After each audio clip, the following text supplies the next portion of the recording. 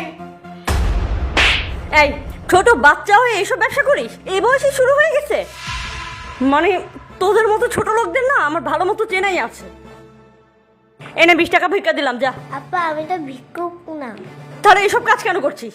জানি না আপা, আপনি যখন আপনার বয়ফ্রেন্ডের সাথে ফোনে কথা বলতেছিলেন তখন আমি আড়াল থেকে সব শুনছি। দেখো, আমার তো রুম ডেট করতে অনেক ভয় লাগছে। যদি কোনো দুর্ঘটনা ঘটে যায়। আরে দুর্ঘটনা কেন ঘটবে?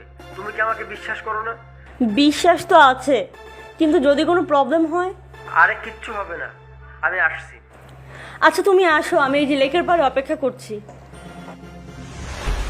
আপনি যে ভুলটা করতে যাচ্ছেন এই ভুলটা আমার মা করছিল, এই জন্যই আজকে আমার জায়গা রাস্তায় রাস্তায়।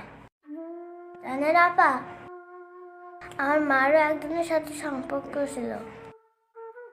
সেই লোকটা বিয়ের আগে আমার মায়ের সাথে অবৈধ সম্পর্ক করছিল।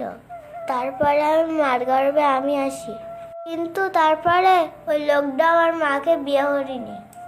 আমার যখন জন্ম হয় তখন আমার মা আমাকে রাস্তায় ফেলে দিয়ে চলে যায়। এখন আমি রাস্তার মানুষ, রাস্তায় থাকি, রাস্তায় ঘুমাই। তাই কইতাছি আমার মায়ের মতন এরম ভুল করেন না। আজকের এই ভুলের পরে আপনার গর্ভে যে সন্তান আসবে না, সেও আমার মতন হয়ে যাবে। রাস্তায় রাস্তায় কাঙ্গুস টুকাইব।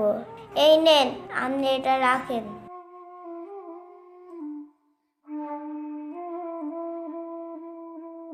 আসলেই তো বাচ্চাটা তো সত্যি কথাই বলেছে। আমি তো অনেক বড় একটা ভুল করতে যাচ্ছি। আজকে একটা টোকাই বাচ্চা আমাকে অনেক বড় একটা শিক্ষা দিয়ে গেল। আমি এসে গেছি, চলো। ছাড়ো, আমি যাব না। মানে কি কি বলছো তুমি সব? হ্যাঁ, আমি যেটা বলেছি সেটাই সত্যি। আমি তোমার সাথে রুম ডেট করতে পারবো না। তুমি তো আসলে আমাকে প্রকৃত ভালোবাসো না, এই জিনিসটাই আজকে আমি রিয়েলাইজ করেছি। তুমি যদি আসলে আমাকে মন থেকে ভালোবাসতে তাহলে কখনোই বিয়ের আগে রুম ডেট করতে চাইতে না। কি বলছো তুমি? আমি আজকে সবকিছু রেডি করে রেখে আসছি, আর আজকে বাবা মা বাসায় নেই। চলো, এই সুযোগ তো সবসময় পাবো না, চলো। ছাড়ো, কি বলেছি আমি বোঝো নাই? আমি যাবো না তোমার সাথে। আজকে একটা টোকাই মেয়ে আমার চোখটা খুলে দিয়েছে। একটা সামান্য বাচ্চা হয়ে আমাকে এত বড় একটা শিক্ষা দিয়েছে যে আমি কত বড় ভুল করতে যাচ্ছিলাম।